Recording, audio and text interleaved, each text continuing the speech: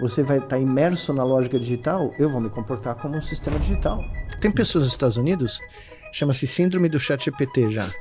Elas falam com você como se elas estivessem falando com o ChatGPT, como se elas estivessem escrevendo um prompt. Você não está mais fazendo memória espacial, vou cortar a energia daquela parte do cérebro que faz isso. Então ninguém mais lembra do número de telefone, né? Isso Na é realidade, uma... vai reduzindo a capacidade de sinapse. O Waze, hoje aconteceu no carro aqui comigo vindo para cá. O Waze, né? Todo mundo usa o Waze. Só que nós passamos 300 mil anos, enquanto espécie, né? 200 mil anos, usando marcadores espaciais, a árvore, o leão que mata ali o abutre naquele canto, o rio que cruza aqui, para criar um mapa espacial que a gente chama extrapessoal, né? Tem o espaço peripessoal e tem o espaço maior, né, mais amplificado. E a gente aprendeu a navegar e tem uma área do cérebro chamada hipocampo que é fundamental para fazer esses mapas espaciais. Então, você está dirigindo antigamente, dirigir o seu carro aqui em Moema, eu cresci aqui do lado. Não, tem que virar na padaria para ir até a escola, né? É isso aí. Tem o, né? A igreja Nossa Senhora de Moema, né? Enfim, o que está acontecendo? Quando você começa a usar um app tipo Waze, é outro sistema neurológico que está sendo ativado, o sistema visual. Você não tem mais nenhum marcador, né? Só que agora, frequentemente aqui em São Paulo, você deve ter notado, o Waze não funciona. Porque ou está nublado, o GPS deu algum problema, deu alguma tempestade, ou o prefeito de São Paulo decidiu, né, fazer mais uma barbaridade.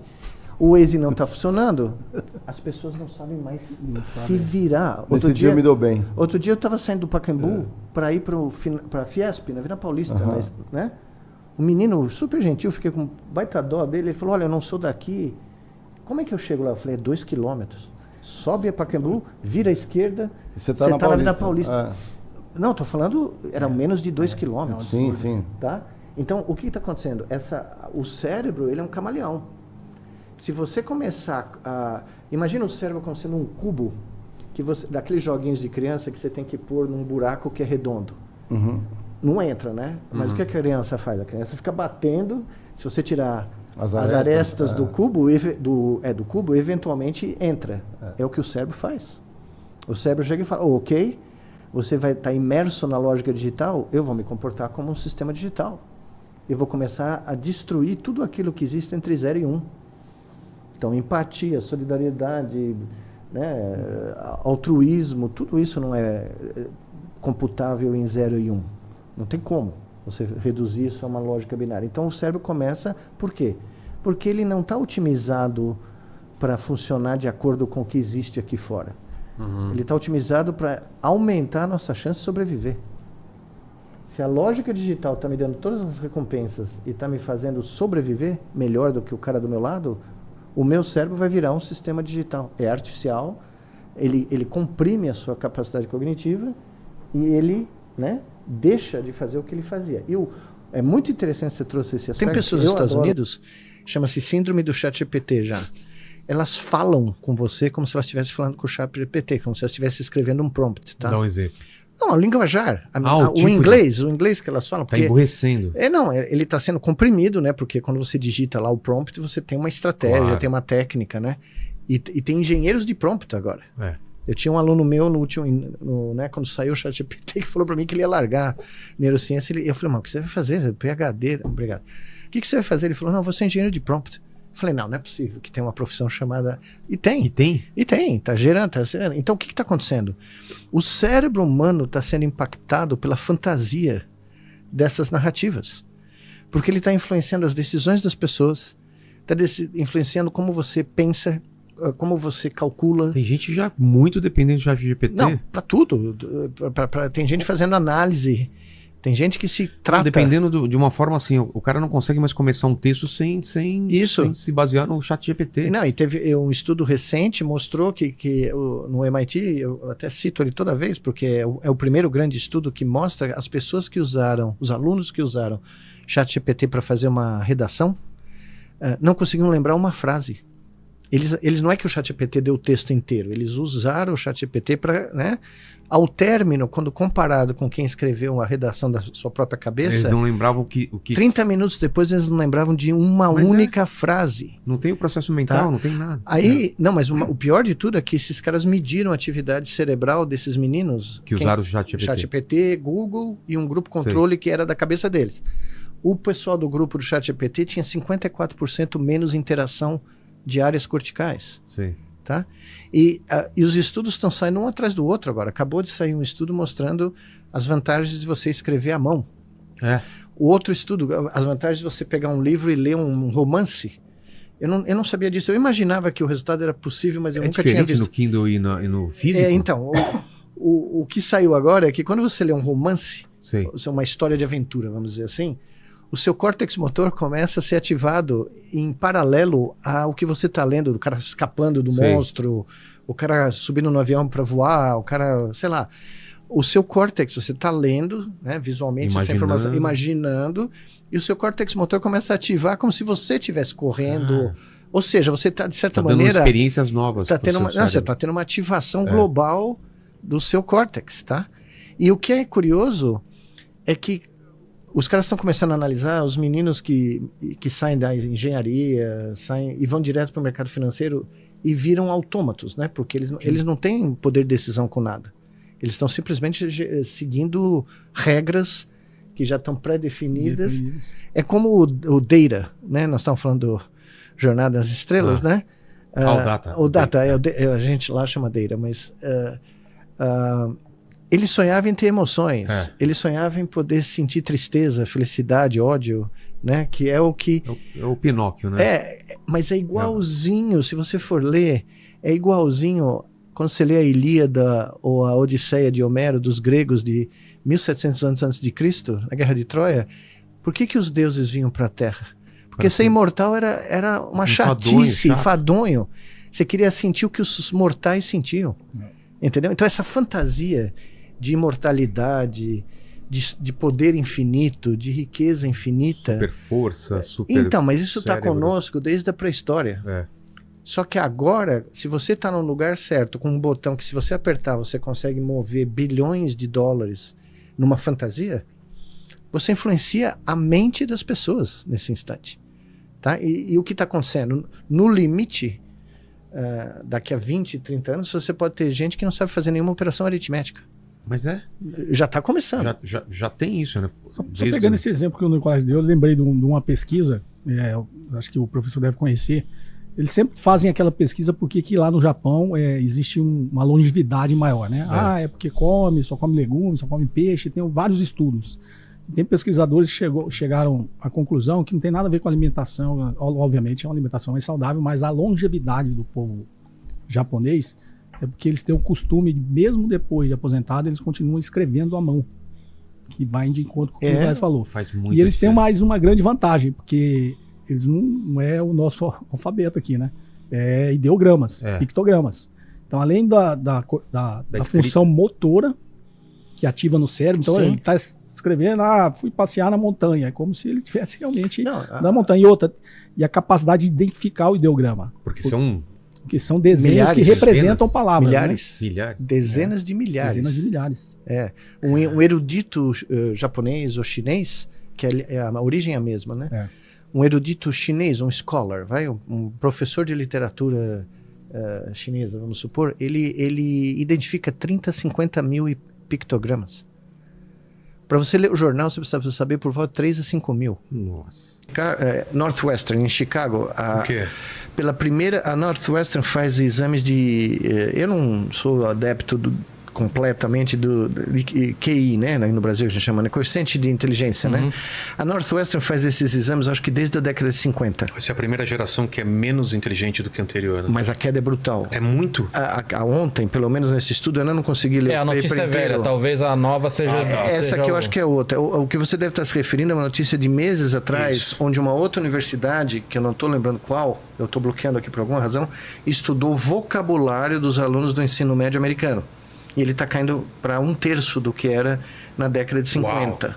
Tá?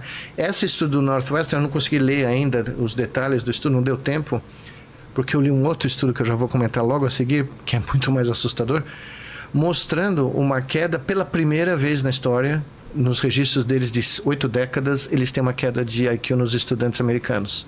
E saiu um mega de um relatório, né, porque os caras ficaram assustados, porque eles nunca tinham visto isso, porque a tendência era o crescimento contínuo do IQ nas últimas 9 décadas, ou 8 décadas, né? Só que assim, na sexta-feira, de madrugada, eu estava terminando de escrever meu livro, foi até uma coincidência brutal. Eu terminei de escrever meu livro de ficção científica, a última prova, né? Ah, legal. E eu estava contando o que vai ser o mundo em 2036, que é logo aqui. Eu acho que eu comentei com você outra vez. É distópico ou... Ele é distópico, mas ele tem um final alvissareiro. Não romântico. Eu acho que ele sugere uma saída, mas eu não vou poder contar porque eu estrago a história. Mas enfim, na sexta-feira de madrugada eu estou lá escrevendo a minha distopia lá. Eu tenho um aviso eletrônico quando sai o artigo de uma revista, aparece, a Lancet, né? Os caras, a Fundação Gates financiou um estudo global de vários centros de pesquisa para tentar ver se a Organização Mundial da Saúde estava com razão do número de pessoas afetadas por doenças do cérebro no mundo. Antes da pandemia, 2017, se não me engano, o número é 1 bilhão. Por isso que eu chamei o meu projeto de Treat 1 Billion, né? Porque a OMS tinha falado, olha, tem pelo menos 1 bilhão. Só que no final do ano passado, a OMS chegou, olha, a pandemia, outros fatores, nós estamos chegando em 2. Pois bem, o artigo do Lancet, que eu também não consegui terminar de ler ainda inteiro, relata que quando eles incluíram 37 doenças que a OMS não incluiu a mais no pool de todas essas doenças, 3,4 bilhões de pessoas sofrem de algum distúrbio do sistema nervoso central. Mas nós estamos, por exemplo, ansiedade entraria nisso? Claro, distúrbio de ansiedade e depressão, claro. Não, mas então, depressão... Então, eles erraram esse número, hein? Não, 43% da humanidade, para pensar nisso. Não, é assustador, mas assustador. Eu chutaria que é, assim... Pelo que eu tenho visto da minha olha, bolha, pela metodologia... Pela nossa bolha parece bem mais. Não, mas a pandemia, tudo que aconteceu na pandemia, o próprio vírus ser neurotrópico, né, de atacar os vasos sanguíneos do cérebro, eles falam, acidentes vasculares, derrame, em jovens, explodiu no mundo. Caramba. No mundo inteiro, por causa do vírus entrar no cérebro e destruir as células endoteliais, né, dos vasos sanguíneos e, pum, sangra, né? Então, nós estamos falando de algo que, como eles próprios comentam, não existe país no mundo que pode dar conta de com métodos tradicionais de uma avalanche de casos como essa, entendeu? É metade da humanidade. Nós vamos ter que achar... Nós vamos ter que achar formas, outras, né? Primeiro para melhorar o cenário, segundo para melhorar as causas, né? Que é o grande problema, ninguém está pensando nas causas. E segundo, para dar conta da demanda dos sistemas de saúde que você vai ter. Né? Mas o que eu queria entender, Nicolé, diz assim, uma coisa, você deve lembrar disso, quando o brasileiro tinha uma coisa do gabiru, que era uma subespécie nova, não sei o quê, que era pequeno. Depois a gente entendeu que, na verdade, era uma coisa muito... tinha má alimentação. Claro, não. Mas... E não é uma coisa que era geneticamente passada para frente. Não, eu entendi. A minha dúvida é... Isso é uma coisa... Óbvio que é gravíssimo, é um problema que vai afetar a evolução tecnológica, tudo que a gente pode imaginar. Mas você acredita que isso pode, de alguma maneira... passar para frente uma involução do cérebro humano? Veja, já existem vários estudos, também não é a minha especialidade, mas eu tenho lido mais e mais por causa do livro anterior que eu escrevi, de ciência mesmo, né? Mostrando os efeitos do vício digital, que é como é chamado, né? É o uso, a imersão excessiva por várias horas por dia em lógica digital. Pela plasticidade, uma das teorias que eu tenho, pelo fenômeno de plasticidade, se você der para o cérebro quer otimizar a sua chance de sobreviver no mundo que tem aqui fora. Se você informar o cérebro indiretamente, você não precisa falar, você informar indiretamente, todas as recompensas, todas as melhores chances de você ter a chance de sobreviver são ligadas a você se comportar de uma maneira digital, binária, o cérebro vai falar, ok, é isso que eu tenho que seguir. Se eu não seguir essas regras, essas estatísticas do mundo, eu tô frito. Eu não vou conseguir sobreviver e não vou conseguir passar o meu DNA. Tá? Então, o que é a suspeita, depois de tudo que eu li... Por exemplo, você deve lembrar da Sheryl Tucker, que foi a psicóloga que trabalhava no Media Lab do MIT e era a maior defensora de uso de computadores, né, na educação, escambau de bico. Conheci ela em alguns corredores de algum lugar, de algumas conferências dos Estados Unidos. 7, 10 anos atrás, não me lembro exatamente, eu vejo ela publicar um livro Together and Alone. Ou seja, ela começou a examinar e interrogar jovens que viviam no mundo virtual, não tinham contato social, né? A vida inteira era decidida na frente de um computador, e ela começou a descobrir distúrbios de ansiedade, depressão crônica. E ela é uma psicóloga renomada, e ela foi uma das grandes proponentes da disseminação do uso de sistemas digitais. Ela reverteu a posição dela. De uma coragem tremenda o que ela fez. Publicou esse livro. Mas que também era quase que obrigatório, né? Porque hoje a gente entende... Muito mais do que a gente entendia. Mas eu sempre cito ele porque ele é um cara muito injustiçado, o Joseph Weizenbaum, que é o pai do primeiro... A bisavó do ChatGPT, a Elisa, foi inventada por ele no MIT. Maravilhoso. A Elisa. Eu não sei se você conhece a história. Um dia, o Joseph Weizenbaum... Você não usou isso? Não, o que é? É o primeiro chat interativo. Ele, na época que eu usava, era pro Apple II. Cara, era uma terapeuta. Isso. Que você conversava com ela.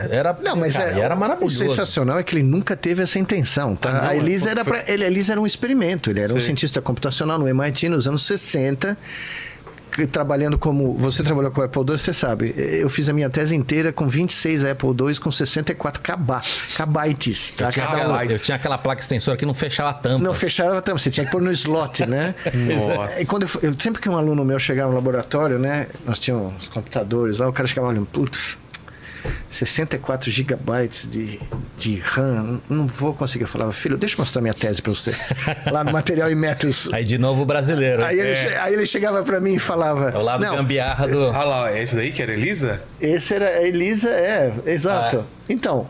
Mas o plano do Weizenbaum era testar com os estudantes, né, como é que eles iam reagir interagindo, porque ele criou o primeiro sistema interativo, né? Aquela tela verde, né? Fósforo verde, não, é sensacional. Pois bem, um dia o Joseph Weizenbaum, que era do meu time, ele chegava tarde no laboratório de manhã, 10, 11 da manhã, ele entra mais cedo, porque tinha uma aula, 8 da manhã lá, e a secretária falando com a Elisa. Aí ela olha pro Joseph, ele fala isso no livro dele. Ela virou para ele e ela falou, o que você tá fazendo aqui? Eu falei, não, como assim? Meu escritório, eu tenho uma aula, eu vim aqui arrumar meus designs. Ele falou, não, esse é meu horário com a Elisa. Nossa. A mulher jurava que ela tinha uma psicoterapeuta de verdade por trás do fósforo verde, entendeu? E que ele estava interrompendo a relação privada, a sessão privada. E ele começou a perceber que os alunos dele não saíam mais da Elisa. Caramba. Em vez de fazer o barato que eles faziam. E ele escreveu um livro sensacional e ele virou um pária. Apesar dele ser um dos grandes pensadores do início dessa área, né? Ele começou a ser rejeitado. Ele começou deixou de ser convidado, os caras rejeitavam os grants dele, porque ele começou a alertar. Ele falou, olha, não é um impacto zero. Se a gente começar a pôr as pessoas em contínuo contato com essa nova tecnologia, nós vamos afetar o comportamento dessas pessoas, né? E ele previu, né? Só que ele teve que voltar para a Alemanha. Tá? Aí eu imagino também tem um componente comercial importante, tá? Né? Não, sem dúvida, mas o que eu acho bacana é que esse cara era um dos papas do barato, tá? Junto com todos os nomes que a gente conhece, né, da área de inteligência artificial, ele era um dos bambambãs no MIT, tá? E ele teve essa eu diria, não é mais do que coragem, hombridade, né, honestidade científica de verdade, de relatar o que ele estava vendo no laboratório dele, né? E pagou um preço altíssimo por isso, né? Mas ele continuou escrevendo os livros dele e nunca voltou atrás no que ele falou, né? E essa discussão, acho que nós estamos no momento mais pertinente dela, porque nós vamos ver agora com os chats GPTs da vida, muita gente com terapeuta, com namorado, com namorada, com diagnóstico. Eu vou te contar uma coisa, eu recebi mensagens no Instagram, sei lá, onde gente falando assim, não, à noite eu reviso meus casos clínicos, residente, eu acho. Joga lá no chat. para saber qual é o diagnóstico. Eu olhei para aquilo e falei, não, peraí, não é possível. Preocupante. Não, preocupante, assustador. É. Ou então alguém falou para mim, não, eu não faço mais lição de casa. Eu chego e jogo Joga lá. lá. As universidades americanas estão criando grupos para tentar descobrir fraude acadêmica. Mas Vai ser Tanto não de tem difícil, como. né? não, vai ser bem difícil, né? o Nicolés, é pior do que isso. A gente começa a ver, agora você já deve ter recebido, assim, Sim. revisão de pares. Feita por... E Como assim, assim? e o cara, sabe o que é mais bizarro? Revisão de pares é o seguinte, você faz Manda o seu trabalho. um trabalho científico e esse trabalho ele precisa ser mandado por alguém que não gosta de você, não conhece você e vai revisar esse trabalho. Ou nem te conhece, né? Assim, você é um par no sentido de que você é um colega. Eu sou um neurocientista, você é um neurocientista. Então, Da você sua vai área. Você vai revisar aquilo para ver se aquilo tem algum valor Mas mesmo. posso dizer como meu pai era juiz de direito, né? Quando eu contei para ele como isso funcionava, sabe como ele dizia para mim? Miguel, você é o dono de uma startup de refrigerante mandando a sua melhor fórmula para Coca-Cola e a Pepsi dizerem se é bom ou não. Maravilhoso. Um juiz de direito pegou matou a pau isso aqui. Mas o que eu acho mais bizarro, Nicolés, é que assim, como é que isso está sendo pego hoje? Porque o cara, ele manda e nem lê, porque quando você lê, a primeira frase é a seguinte: bom, eu acho que você poderia mandar a frase desta forma, e escreve a frase, ou seja, aí fica nítido que é um chat GPT. Eu peguei... O cara nem leu antes de mandar. Olha, eu vou te contar isso muito antes, 14 anos atrás. Num trabalho importantíssimo nosso, que foi publicado no final, eu peguei 2 revisores que usaram o mesmo material. Eles se comunicaram. E eles foram tão absolutamente imbecis que eles escreveram o texto que um deles escreveu e o outro só mudou umas palavras. Quando eu pus as coisas juntas, a estatística era absolutamente brutal. Eu mandei para o editor, falei, olha, eles estão rejeitando o trabalho porque eles combinaram entre o que é proibido, tá? Se você é revisor de um paper, você não pode falar com outro revisor do mesmo paper. Entendi. Tem que ser independente a revisão, né? Então, até o peer review hoje, que eu estou nisso há 40 anos, né? E é sempre o revisor 2 que enche o saco. São 3 revisores, geralmente. Né? Eu brinco que é sempre o número 2, né? Mas o primeiro adora, o terceiro fala, não, tudo bem. E o 2 fala, não, eu acho que tem um probleminha aqui na vírgula, Sim. né? Coloca os O problema desses são os conflitos de interesse que existem. Porque a maioria dos pessoal na academia americana tem a sua empresa, tem consultorias para a empresa. Imagina você manda um paper lá, cujo conteúdo destrói o business plan da empresa que ou ele tem ou ele assessora. O teu exemplo o exemplo do teu pai foi maravilhoso. Não, meu tá? pai pegou matou. Quando eu contei o que eu passava, porque você manda um trabalho, por isso que todo mundo fica muito pé da vida quando alguém vai lá e usa o Twitter para falar, olha, implantamos alguém. A gente tem que fazer o trabalho, a gente tem que analisar, escrever, leva 1 ano, no mínimo, para o cara, os revisores revisarem, a revista falar que tá ok, só aí, em teoria, você pode falar do que você fez, entendeu? Esse é o protocolo. Então, se você tem um resultado hoje, você só vai publicar esse barato em 2025. Exato. Só que agora os pesquisadores americanos estão falando, sabe uma coisa? Acabou. A gente tem essa história desde de Darwin, né? Isso. O cara quer fama, quer dinheiro para mais pesquisa, por que ele faz isso? Não, quem fez isso? Não, quem fez isso é porque quer aumentar o valuation da sua empresa, é óbvio. Darwin segurou um pouquinho. Não, Darwin tinha medo da repercussão. Ele segurou, né? Segurou quando o Wallace anunciou que ia publicar. Foi questão de uma semana, foi, né? E ele falou que não leu o Wallace por uma semana. Quer dizer, eu acho que é verdade. Mas a razão que ele tinha muito receio, o Darwin vinha de uma família aristocrata. O avô dele era um cientista famosíssimo na Inglaterra, da elite. Então ele tinha muito medo de que se ele falasse alguma besteira, o peso de toda, né, desmoronava a reputação da família inteira, né? E ele era um homem muito digno, né? Tem um livro muito bom de um pesquisador brasileiro, chama Luiz Mors Cabral, acho. Agora esqueci o nome dele, horroroso isso. Mas ele escreveu sobre a importância do Brasil pro Darwin. Com a viagem do Beagle, né? Tanto na viagem do Beagle, quanto depois para conseguir comprovar a teoria das coisas aqui do sul, lá do... E quando ele parou